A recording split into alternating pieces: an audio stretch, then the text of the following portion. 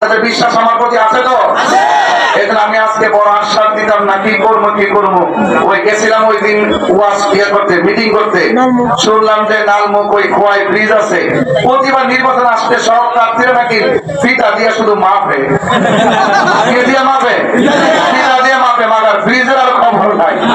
এই জন্য এবার চিন্তা করছি কোনো আশ্বাস দিতাম না। মালিক যদি আমার কবুল করে ফেলায়, মালিক যদি আমার এই প্রতিনিধি হিসেবে দয়া করে ফেলায়, তাহলে পিতা দিয়ে মাথা পাবি নাই। মনের ঘর থেকে এমন এক চিত্র অঙ্কন করবো, এই চূড়ার মাধব পরে, এই চূড়ার মাধব পরে মানুষ বলবে তাহির হুজুর আসছিল, এমন কাজ করে গেছে, অতীতে কেউ এমন কাজ করতে পারে। এই বিশ্বাস আপনাদের আছে তো? ইনশাআল্লাহ সেই কথা সেই কাজ ইনশাআল্লাহ করবো।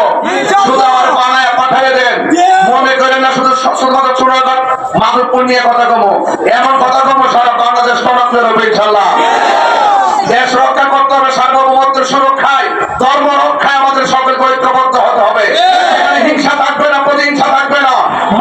মানবতার মাধ্যমে, ইনসাফের মাধ্যমে আপনি আমি ধর্ম বর্ণ ধর্ম নির্বিশেষে সকল অধিকারকে সুষম বন্টন নীতির আলোকে প্রত্যেকের প্রাপ্য বুঝিয়ে দিয়ে এমন একটি সমৃদ্ধির বাংলাদেশ গঠন করতে চাই, যেই বাংলাদেশ হবে স্বাধীনের বাংলাদেশ, শান্তির বাংলাদেশ, মানবতার বাংলাদেশ, মানব কল্যাণের বাংলাদেশ, একতার বাংলাদেশ, শৃঙ্খলার বাংলাদেশ, যেখান থেকে দুর্নীতি চাঁদাবাজি সবকিছু রুখে দিয়ে এই দেশ হবে শান্তির স্বাধীন।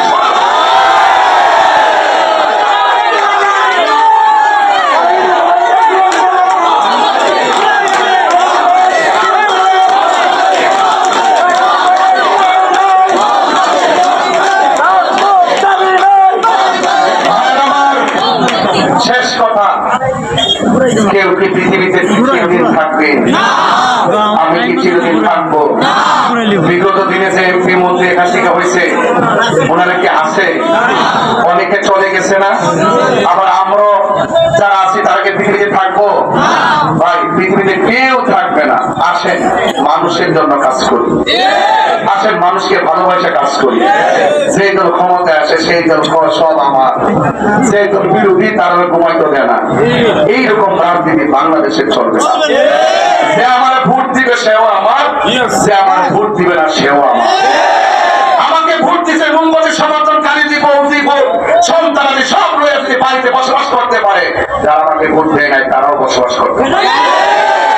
এটার নামই হলো রাজনীতি, এটার নামই হলো রাজনীতি। কোনো বৈষম্য করা হবে না, ইনসাফ ভিত্তিক রাজনীতি করবো। সবাই আমার জন্য দোয়া করবেন, আমি আপনাদের জন্য দোয়া করি এবং পরিষ্কার ভাষায় বলতে চাই, আপনারা যেভাবে গণজোয়ার তুলেছেন